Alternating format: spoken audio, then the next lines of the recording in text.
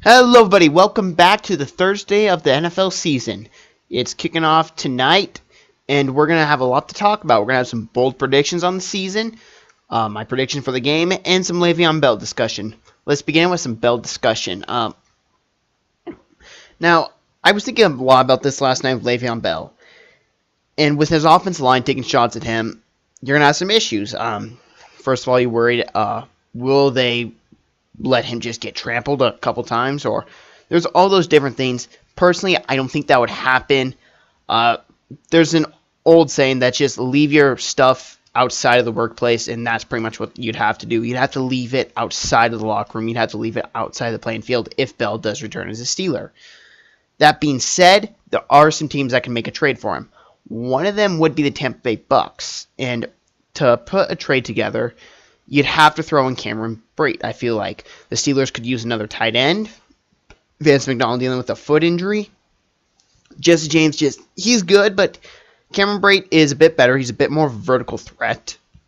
Would help the Steelers' offense out a bit. And you look at it, you'd have to throw in some draft picks as well. I would say if I'm Pittsburgh, I ask for a 1 this year or next year, or a 2. Preferably get the 1, but I would at least want a second. The limit you go for the Steelers right now, you don't trade him for anything less than a second-round pick for what you drafted him with. You have a transition tag you can use in this next free agency period. You do not trade him for anything less than a second-rounder. If a trade does not come out starting with a second-round pick, don't even discuss. Just hang them up. Another team you could arguably say is the Packers, and they don't have the ability to re-sign him for the future, I don't feel like. But this would be a 1-year rental. And it wouldn't be that bad. You'd have to probably throw in, I would say, a defensive player. Blake Martinez would probably help. With Steelers needing a linebacker for Ryan Shazier, Blake Martinez could probably be a guy they would target. And then you look, they don't really have anyone on the offensive end. Maybe they'd ask for Jamal Williams or something like that. But I just don't see the Packers giving them up. Blake Martinez is a possibility due to the fact that they would want their offense to be stellar. With Aaron Rodgers and Le'Veon Bell, Jimmy Graham at tight end, Davante Adams outside, it would be a pretty dangerous threat. But the fact is, they would only have a year to really work with this. They wouldn't have a future, which is why I think the Packers would be a little bit foolish to invest in this long term. Another team I think would be foolish to invest in this for a more sustained process would be the 49ers. And that's mostly because you are already paying your quarterback a lot of money. And we don't know how he's going to adjust when people know what he does, when they have film on him. This Sunday will be a big proving test for him against the Minnesota Vikings, I feel like. The reason why I think the Niners should be a bit more cautious, they still don't have that identity yet for defense. And maybe they need to go out and invest in one. And let alone, they would have to give up some draft picks and possibly a nice young player they have. Maybe a DeForest Buckner, Solomon Thomas. Who knows what they would have to give up to get it done. I would say Reuben Foster's a no-go. Same with Thomas. But Buckner might be the most reasonable one the Steelers could get from them with some draft picks. Like I said, a 2 or a first would probably help seal the deal. But giving up Buckner, I don't know if it's really worth it. And of course, there's the Detroit Lions. But the Lions have invested enough in the running back position this past offseason. I don't feel like they should go in for Bell. I know Bell is better than all of them, but they have LeGarrette Blount, who they have tied up. They just drafted Kerryon Johnson with the second-round pick. You have Theo Riddick. You have Amir Abdullah. They have a lot of depth at running back. They can run a good committee. I don't think you need a star guy with that committee. I feel like you can get some good rushers out of that in general. Theo Riddick's a good third down back. You'd be taking his role away, so he would probably have to be included in the trade, I would say.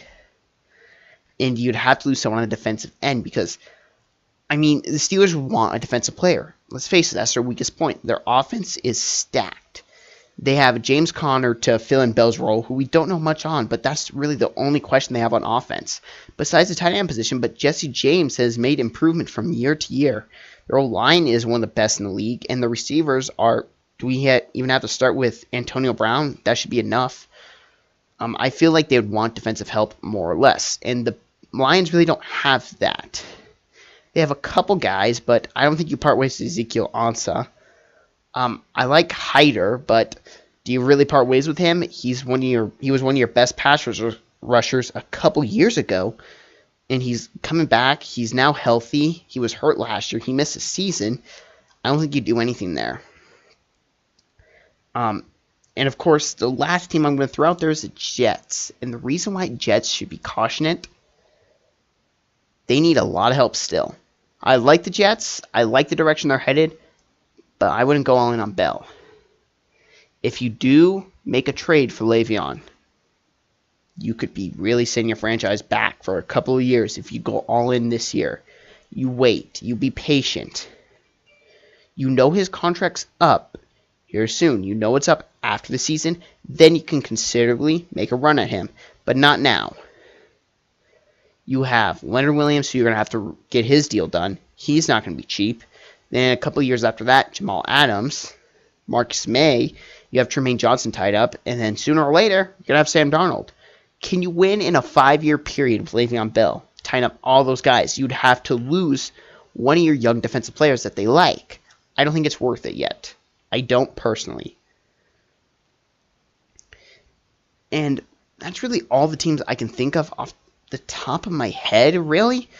I did look into this last night, and maybe the Colts, but I just don't think they have enough talent to make a trade happen. Because the Steelers would want a future asset and a current asset, and they don't have any that I think they would look into and be like, yeah, that's a major improvement on the defense or offense. For a team to really get Bell, though, that's got the cap space and does not have any current assets, would have to pay a fortune with draft picks. And do you really want to do that if you're not getting a franchise quarterback? I don't if I'm not getting a franchise quarterback or a pass rusher. And I think getting Bell, if you're the Colts, could arguably set you back a couple of years. Sure, you got Andrew Luck. Then you got Quentin Nelson, T.Y. Hilton. Who else on the offensive end? Eric Ebron's not panned out. Jack Doyle's decent, but I wouldn't say he's a top 10 tight end at all. I would think if you are a team like the Colts, you don't go in on Bell. You just don't. It's too risky. Play a safe game for right now. Let's get into some bold predictions on the season, though. And bold prediction number 1, Seahawks stay in the playoff hunt. I'm not saying they make the playoffs, but I think they'll keep it close. Pete Carroll is a top 5 coach in the league still. Let's not pretend he's not. He is. Russell Wilson is arguably a top 5 quarterback in the league. And with what they did, they improved the offensive line, and they're running a completely new system to help benefit Wilson and help get the O-line to be structured and give him time in the pocket. They added Rashard Penny, who should be a decent back. I really like him coming out of college, but he'll have to split carries with Chris Carson this year. It should be an interesting duo in the backfield. I feel like it does have the potential to be like Atlanta with Freeman and Coleman, but we don't know that for certain. They lost their 2 tight ends last year in Luke Wilson and Jimmy Graham. They drafted Will Disley from Washington, added Ed Dickson, and they kept Nick Vanette, who looks really good in the preseason, in my opinion. And then you look at the receivers. You got Doug Baldwin. He's struggling with some knee issues, but Doug should still be able to play. He'll get some catches. Tyler Lockett's a speedster, and you got the veteran Brandon Marshall. He just brings that big physical nature. But let's get to the issue that people are having with the Seahawks, and that's on their defensive end, losing the talent that they did. Now, I can't remember if this was last month or the month before that, but I mentioned Cam Chancellor retiring. Why that's the biggest blow for the Seahawks? Because they lost their heart. I'm not saying they've replaced it, but they might find a new suitor for that heart. And it could reside in Shaquem Griffin, a never-say-die attitude, who is going to start week 1. Griffin, he does not know when to give up, and that could be the Seahawks' mentality this year, is just never give up, never give in. And it could fit them perfectly. You got Bobby Wagner, who not many people were high on coming out of the draft. Earl Thomas is great. And there were some critics of him in the draft. I remember at the time, I think the big one was he's a little too small. And he's proven that wrong. This team has been ridiculed, and they have a lot of talent still. I do think they finish the season around 10-6. I'm not saying they get in the playoffs, but I do think they are close to it. The NFC is so jam-packed that I think a lot of people are overlooking the Seahawks in their talent they have on the defensive side with Frank Clark still. Earl Thomas, Shaquille Griffin looks really good in my opinion, and Bobby Wagner. And you also have a quarterback. And here's one thing I want to talk about, and this won't be too long, but tell me the difference between the Packers and the Seahawks. There's not much. The Packers have Aaron Rodgers, Jimmy Graham, and Jimmy's not going to block. He's not going to do what he did in Seattle. They're going to use him completely different. So I'm just taking that out of the equation. But you got Devontae Adams. Randall Cobb, he's kind of diminished 3 years. They don't have another good receiver. Their own line, it's getting older. David Bakhtiari is still a good offensive lineman. But the rest are getting old. They're starting to get injured. They're starting to fall down. And let's not forget, Rodgers has not been always able to stay healthy. He's had a lot of injury issues. Do you trust him in that division on taking all the abuse he'll probably take against the Vikings twice a year and the Bears now twice a year? He'll take some abuse on his body. And their defense is nothing special. I watched that Steelers-Packers, and as much as I liked James Conner that game, I was horrified by how bad the Packers' defense was. And you're going to say they got 2 pick sixes against the Steelers at the time, I thought they were going to be, one was going to be cut and the other was going to be third stringer. I was wrong. Landry got cut. But they struggled. They struggled in the ones-on-one. They struggled on stopping the run, and when the Steelers pulled their stars, yeah, their defense got good. But when their stars were out there, they could not stop a run. They were having so many issues. James Conner ran through them. I don't get the reason why so many people are high on the Packers and so low on the Seahawks when they look close to identical to me. Something to think about when you're high on the Packers this year and you're not high on the Seahawks. They look close to identical. I see them finishing around the same area. I think both the quarterbacks carry their team. I think Wilson will do that. I think he'll finish in the MVP candidate. And the reason, though, why I had the Packers lower, I don't trust Aaron Rodgers in that division. I think Rodgers is in a much tougher division. Plain as day. Another bold prediction is the Patriots win their division, but do not get a bye in the playoffs. And I know what I'm saying here sounds a little bit crazy, which it does sound. I'll give you that. But the AFC is not that far separated as a lot of people want you to believe. You've got the Chargers, who were a decent field goal kicker away from probably having the first round bye. You had the Steelers that were a touchdown call away from having home field advantage. The Jags were a fumbled down spot runner away from going to the Super Bowl against the Patriots. I mean, the Patriots do not have that bigger separation between the Steelers, Jaguars, Texans, Chargers, as a lot of people want you to think. I see the Chargers and Steelers getting the first round bye, and I see it being competitive between the Jaguars and Patriots for that third seed. And I know everyone is probably right now yelling, well, if you're a Patriots fan. If you're not a Patriots fan and this becomes true, everyone will be celebrating. But look at who the Patriots played to start off the year. They start off against the Texans. And if that offense is what it was last year, they'll be clicking. And I know week 2, Jaguars. They do not have an easy start to the schedule. Week 4 is arguably their easiest matchup to start off the year. It's against a team that has had their number for the past couple years in Miami. The Dolphins somehow find a way to keep it close in Miami. In Miami, I question to pick the Dolphins or not. But let's start listing off the Patriots' schedule here real fast. We got Texans week 1. That's not going to be easy. I'll actually take the Texans in that matchup. You got the Jaguars in week 2. I might take the Jaguars in that matchup. We don't know much about Blake Bortles and how he's going to progress or if he's the same. I might take Jaguars. It's too early. Lions. I might take the Lions. I might take the Patriots. Too early for the Lions. Dolphins. Oh, wait. They played. My bad. That's New England that day. Dolphins, they'll probably win that game. Colts, they should win that game. Chiefs have their number. Bears will be coming after Tom Brady's head. And that's in Chicago. At Buffalo on a Monday night, Patriots should win.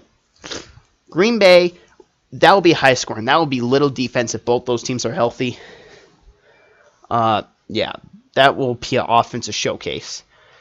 Titans are no pushover.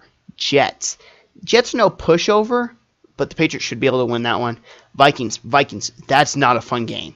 Then you got the Dolphins in Miami, then at Pittsburgh, then you have Buffalo coming to town, and then you have the Jets coming to town then. That's a tough schedule. I look at it, and I don't think the Patriots get a first-round bye. I just don't. I think the Patriots get a playoff victory. They get in the playoffs. They win their division. They'll probably win round one. But after that, I don't know. I think the AFC's got a lot of stacked teams that nobody really knows. This year is almost like the changing of the guard. It's been the Patriots. It's been the Steelers for so long. Right now, it feels like this is the changing of the guard. It's not going to happen yet, but it feels like it's coming close. This is the year that teams are taking notice. And who knows, maybe the Bills pull off an upset there. Maybe Sam Darnold and the Jets pull off an upset. Or maybe the Patriots just come out and punch everyone in the mouth. There's so many different ways you can look at this. But I just don't trust the Patriots' offensive line. And I know they'll probably get the ball out quick. But I don't trust that defense. What's the best way to beat Tom Brady? Not letting him hit the field. If that defense struggles and Tom Brady can't get on the field to score, those are so many issues there. Another bold prediction. And this one is more or less, it's out there because we don't know much about these rookies. I like to think Rookie of the Year predicting. It's bold because we don't know how they'll adjust. My offense Rookie of the Year is not going to Saquon Barkley. It's not. For one, it's obvious. Two, I don't know how good of a year he'll have with that Giants offense line. And I know everyone probably thinks, oh, he's going Sam Darnold. Makes sense. No, I'm not going to say Sam Darnold. Sam Darnold's way too obvious. The guy I did like to start off the year was Darius Geis, but he, of course, got injured. So I had to relook at this, and it took me a little while to figure out who I liked. And out of everybody, this might surprise some people, but I like Rashard Penny.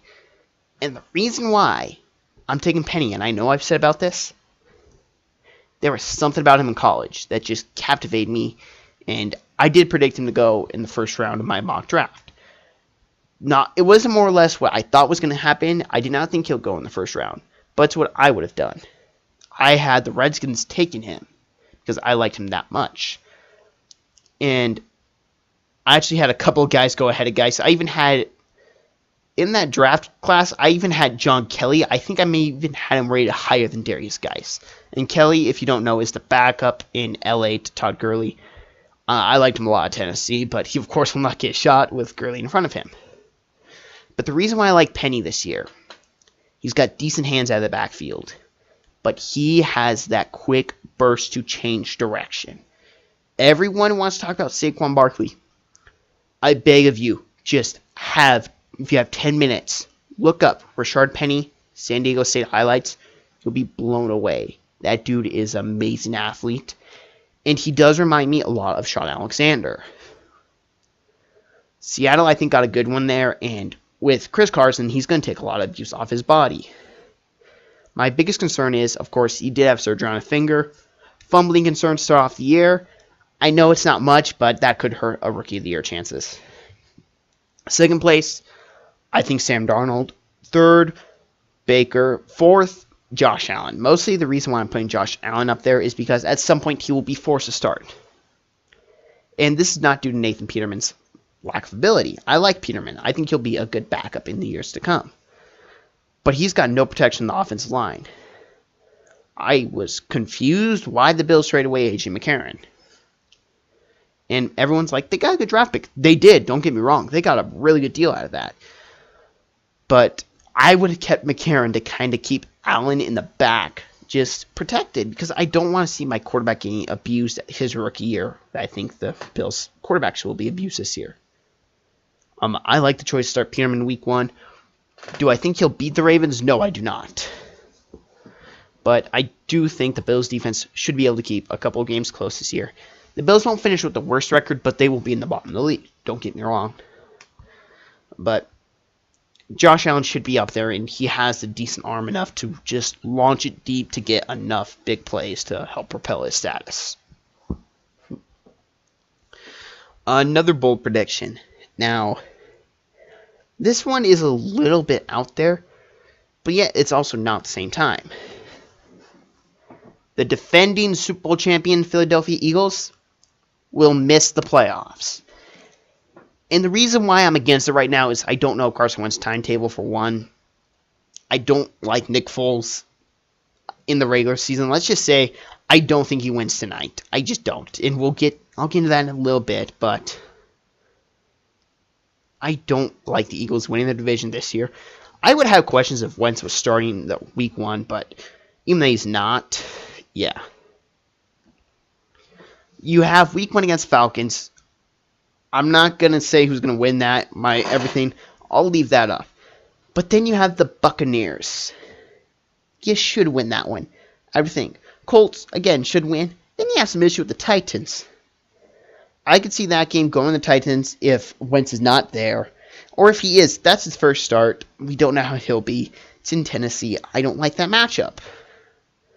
Then you have the Vikings. Vikings want revenge from that NFC Championship game. Vikings win. At New York to play the Giants, they'll split the series. I'll just say that. I'll give that one to the Giants just because in New York. I'll give the one in Philly to the Eagles. Panthers.